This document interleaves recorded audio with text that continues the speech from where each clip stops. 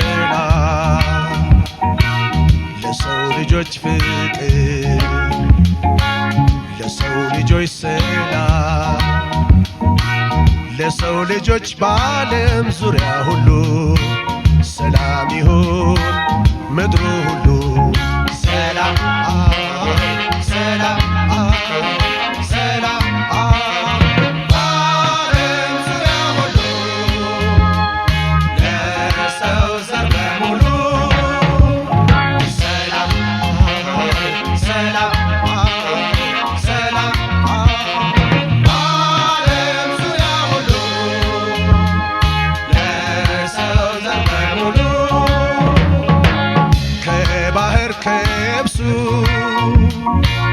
ከሰፊው ውቅያኖስ በሚመጣው አየር በሚነፍሰው ነፋስ ያለን መልካም ምኞት ያለን ቀና መንፈስ የሰላም ጥሪያችን መልእክታችን ይድረስ የተበከለ አየር ጠፍቶ ከላያቸው የዱር አራዊቶች አዕዋፍ በጎጇቸው ሁሉም በያሉበት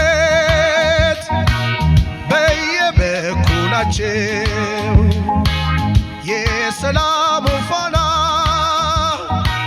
ይድመቅ ይብራላቸው በዓለም ይስፈንልን ሰላም በዓለም ይስፈንልን ሰላም አለበት የሚለውን ያሳያል ማለት ነው። አጠቃላይ ማጠቃለያው ላይ ደግሞ እኛ በሰላም ጉዳይ ላይ ምን መምከር አለብን፣ መክረንስ ደግሞ እንዴት ወደ ተግባራዊነት መቀየር አለብን የሚለውን የሚያሳይ ይሆናል ማለት ነው። ከመግቢያው አኳያ በወረዳችን በዞናችን እና በክልላችን ከሐምሌ 2015 ጀምሮ ከዛ መጨረሻ አካባቢ ጀምሮ የገጠመን የጸጥታ ችግር የህይወት፣ የአካል፣ የስነ ልቦና፣ የባህል፣ የኢኮኖሚ፣ የአብሮነት ዝቅታችንን ጭምር በተለይ ደግሞ ይሄ በሴቶች ላይ ምን ያህል ተጽዕኖ እያሳደረ እንደሆነ የሚያሳይ ነው። በወቅቱ በክልላችን ብሎ በሀገራችን ደረጃ እንግዲህ ዋላ ደር ብሏል ሰላም አጣን።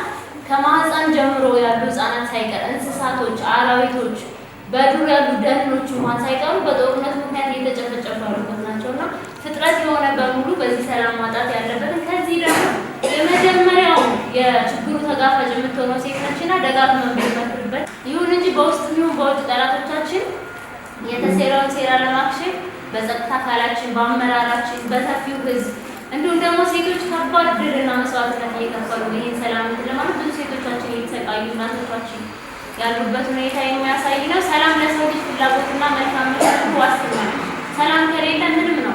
አሁን ያለንበት አዳራሽ እንኳን እቺ ባይሮመንታ ሰላም ስለሆነች ነው ሴቶች ብለን የምንመክረውና የህይወት ዋስትና ነው ብንል ምንም ማጋነን አይደለምና ሰላም በግል፣ በቤተሰብ፣ በማህበረሰብ፣ በሀገር የሰው ልጅ ፍላጎት፣ ክብርን፣ ነፃነት፣ ፍትህ፣ እኩልነት ወዘተ እንዲሁም ለሀገር ህልውና ያለውን እንትን ለማሳየት ከፍ ያለ ዋጋ ያለው ስለሆነ ለሰላም ተከን መስራት አለብን ማለት ለዚህ ነው። ለሰላም መስራት የጸጥታ ኃይሉን ደግሞ አጠቃላይ የህዝባችን ድርሻ የሴቶችን ድርሻ ከፍ ያለ መሆን ያለበት ነው ማለት ነው። ዓላማው ምንድነው? የተጀመሩትን የዘላቂ ሰላም የማጽናት ስራዎች እነሱ ጥረት ከፍ አድርጎ ሰላምን አረጋግጦ ልማት እንዲረጋገጥ ማድረግ፣ ለዚህ ደግሞ ሴቶች ዘብ እንዲቆሙ ማድረግ ነው ዓላማው። ግቡ ሴቶች በአደረጃጀት፣ በቤተሰብ፣ በግለሰብ በሚያገኙት ፖለቲካዊ፣ ኢኮኖሚያዊ ዘላቂ ሴቶችን ተቀዳሚ በማድረግ ዘላቂ ሰላምን መፍጠር መቻል ነው የውይይቱ ግብ ማለት ነው።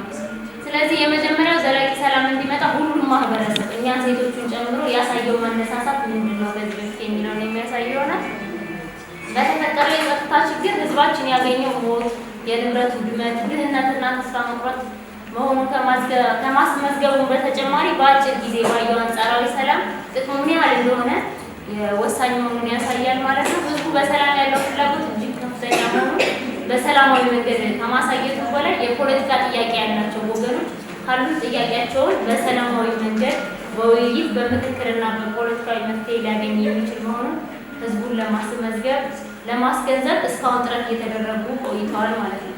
ሌላው በየዓመቱ ከታህሳስ ወር መጨረሻ ቀን ጀምሮ በጥር ወር የኦርቶዶክሳዊ ሁኔታ ከተሳትፏችንም ከተጠቃሚነታችንም ከሚደርስብን ጥቃትም እየደረሰብን ካለው ጫና ግምት ውስጥ በማስገባት የሚጠቅመንንና ለኛ የሚበጀንን ለኛ ብቻ ሳይሆን ለሀገር ሊጠቅም የሚችለውን አማራጭ ለይተን ተሳትፎ ማድረግ የሚጠበቅብንን በውል ለመወጣት እና ቀጣይ በምን አይነት መንገድ ነው እኛ መስራት ያለብን የሚለውን የጋራ ውይይት አድርገን ከመወያየት ባለፈ ደግሞ ከዚህ ውይይት አዳራሽ ስንወጣ እያንዳንዱ ሰው የሚጠበቅበትን የግሉን ሚና በአግባቡ መወጣት በተግባራዊ እንቅስቃሴ የሚጠበቅበትን በሚገባ መወጣት እንድንችል ነው የሚለውን እንውሰድ እንጂ ከዛ ውጪ ማርኬይትን አክብረናል፣ ተሰብስበን እንዲኩነናል።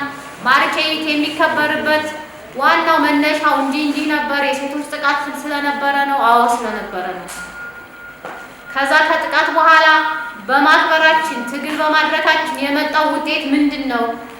ካገኘነው ውጤት ከተጠቀምነው ጠቅላላ ሲደርስብን የነበረውን ችግር በመቅረፍ ረገድ ያገኘነው ውጤት ምንድን ነው የሚለው እንዳለ ሆኖ አሁን ደግሞ በትግል በመስዋዕትነት ታግለው ይህንን የሴቶች ተጠቃሚነትና ከወንዶች ጋር እኩል ሆነው የመሳተፍ መብት ያረጋገጡ ሴቶች ምን ያህል መስዋዕት አድርገው ነው የሚለውን በውል ካሰብ አሁን ያንን ለማስቀጠል ምን ችግር ገጠመ? መብታችንን በስንት ትግል ያገኘነውን መብት ለዛውም የተሟላ አይደለም እኮ አሁንም ከወንዶች ጋር እኩል ተሳትፎ የለንም። በወንዶች ተጽዕኖ የሚሆን በእኛ አመለካከት ችግር በአቅም ማነስ የሚሆን በሌላ መንገድ። ሁለተኛ አሁንም በተለያየ ጊዜ ጫና ይደርስብናል። እህቴ ባዩሽ ስትል ነበር ሰብአዊ ጥሰት እየደረሰብን ነው። በዛ ውስጥ ሆነን ደግሞ የበለጠ መልካም ጅምሮቻችንን ለማስቀጠል በማንችልበት ሁኔታ የሰላምና የጸጥታ ችግር ገጥሞናል። ማስቀጠል እየቻልን መብቶቻችንን ያገኘናቸውን ምርጥ ጅምር ጥቅሞች ማስቀጠል አልቻልንም። ያልቻልንበት መሰረታዊ ምክንያት ሰላም ከባድ ፈተና ሆኖብናል። በጣም ብዙ ጊዜ ስለ ሰላም ተወያይተናል። በጣም ብዙ ጊዜ ግን በተወያየንበት የውይይት የአጀንዳ ቁጥር ብዛት ያገኘነው ደግሞ ወይም እኛ ይህንን አድርገን ይህንን ችግር ቀንሰናል የምንለው ደግሞ ምንም አይነት ፋይዳ የለም። ከጊዜ ጊዜ ችግሩ እየባሰ እየተደራረበ እኛ የሚደርስብን ጫና ደግሞ ከሌላው የህብረተሰብ ክፍል በተለየ መንገድ በጦርነት በሰላም እጦት የሴቱ ፈተና ይበዛል። ቅድም እህት ያስማረች በደንብ ገልጸዋለች።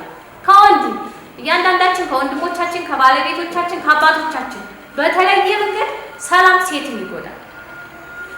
ምንድነው ሲባል አንደኛ የተፈጥሯዊ የራሳችን የሆነ ባህሪ ሴቶች ለብዙ የቤተሰብ አካላት ከባድ ኃላፊነት አለብን ከወንዶች ይልቅ በተለየ መንገድ።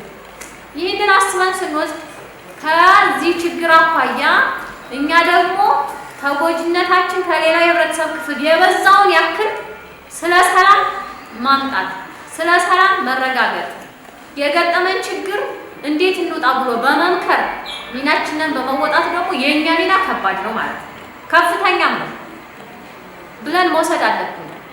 ይህን ብለን ከወሰድን ካመነ ብቻ ሳይሆን በእያንዳንዱ እንቅስቃሴያችን ስለ ሰላም መመስከር፣ መናገር፣ ስለ ሰላም መረጋገጥ የበኩላችንን መወጣት ስንችል ብቻ ነው ሰላም የምንፈልገውን ይጎዳናም ብለን ያሰብነውን ያክል እንዲጠቅመን እንዲረጋገጥ ማድረግ ያለብን ማለት ነው። ከዚያ አኳያ ሲወሰድ በጣም መሰረታዊ ችግሮች አሉ። የመጀመሪያው በውይይት አሁን ማንም የለም፣ የተሰበሰብነው እኛ ነን። ብዙ ሰው ሀሳብ መስጠት አይፈልግም፣ ግን ውስጡ ያለው እውነት ምንድነው የሚባለው ራሳችሁ ታውቁታላችሁ። ሀሳብ መስጠት አንፈልግም። ሀሳብ ካልሰጠን ካልተወያየን የአንዳችንን ሀሳብ አንዳችን መውሰድ ካልቻልን ሲጀመር እዚህ አዳራሽ ስንወጣ እንረሳዋለን፣ አንሰራም። ያው እንዳገኘን ችግሩ እየደፈጠጠና እየጎዳን ይሄዳል፣ ያገኘውን እያጠፋ ይሄዳል ማለት ነው። ስለዚህ ከዚህ ችግር እንውጣ። ከመወያየት ባለፈ ዛሬ የሚጠበቀው ተግባራዊ እንቅስቃሴ ነው የሚለውን በውል መውሰድና የሚጠበቅብንን ለመወጣት ዝግጁ መሆን አለብን የሚል ሀሳብ ለመስጠት ፈልጌ ነው። ይህን ብዬ አንዳንድ ከተነሱት ሀሳቦች ጋር እንደው በሚዛኑ ሊታይ ብዬ ሀሳብ የሰጠውን ሰው በጣም አከብራለሁ። ሀሳቡም ትክክል ነው። ነገር ግን አሁን ባለንበት ነባራዊ ሁኔታ ደግሞ እኩል የሁሉንም አካል ድርሻ በአግባቡና በሚዛኑ ወስደን እኛን የሚመጥነንና የሚጠበቅብንን ስራ በአግባቡ ካልተወጣን ችግር ስለሚሆን ሰላም ቅድም ማወያያ ሰነዱ ላይ እንደቀረበው የመንግስት ሚና ነው ወይ ተብሎ በጥያቄ ቀርቧል። በመንግስት ፍላጎት ብቻ ህይወት መምራት አይቻልም። ሰላም ማድረግ እንኳን ልማት ቢለማ ለህይወታችንም አስጊ ነው። ሰላም ከሌለ ይሄን የሚያደርግ የለም ነው። ይሄን የሚያደርግ ተፋቅቶ ተላልጦ ደምቶ የሚያደርግ ሰላም እንዲፈጠር የሚያደርግ የለም። በእርግጥም አረጋውያን፣ እናቶች፣ ህፃኖች፣ ወላጅ አልባ የሆኑ ሴቶች፣ ነፍሰ ጡሮቻችን ከእኛም ጭምር በጦርነት ያልተጎዳ ቀበሌ የለም። በዛውም ይሄ ሆኖ እያለ የማመሰግነው ድርጅቱን ነው። ድርጅቱ እነዚህ ኤንጂኦዎች እንደኛ ቀበሌ ወደ 63 ሴቶችን 13 ሴቶች በአንደኛ ዙር፣ ሁለተኛ ዙር 30 ሴቶች፣ ሶስተኛ ዙር 20 ሴቶችን እና እነሱ በአግባቡ ወደ ሰላም እንዲመለሱ መባሉ በጣም አሪፍ ነው። አሁንም ይሄንን ስራ የቤት ስራ ያው በየመቼም ሰው ከወፋይ ዘር የሰውም ዘር አለ፣ የወፍም ዘር አላት፣ የሰውም ዘር አለ። የሚሰማሩትም በዱርም ሆነ በጫካ ሰው ከሰው ነው የተፈጠረው። ባለን እንመክራለን የሚለው ነው ማስቀመጥ አለ። ይሄን ሰርቻለሁ የምንበት አክስለለ የጥዋው ተካፋይ አንድኝ ስለሆነ ወጥቶ ባለው እንሰራለን ብዬ ለማስቀመጥ ፈልጌ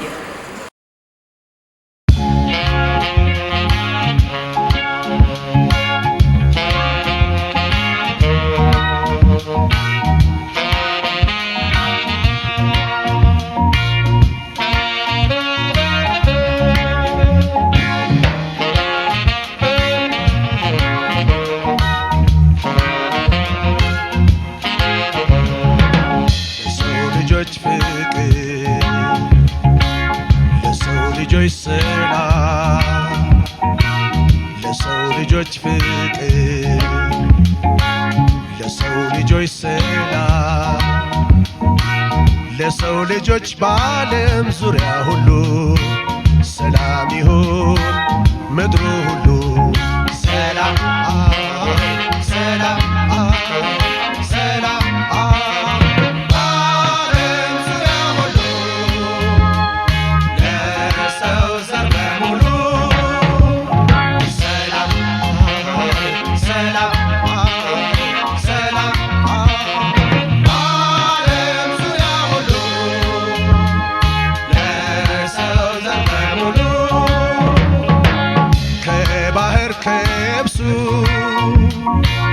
ከሰፊው ውቅያኖስ በሚመጣ አየር በሚነፍሰው ነፋስ ያለን መልካም ምኞት ያለን ቀና መንፈስ የሰላም ጥሪያችን መልእክታችን ይድረስ።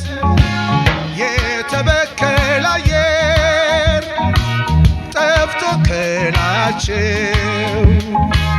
የዱር አራዊቶች አዕዋፍ በጎጇቸው ሁሉም በያሉበት በየበኩላቸው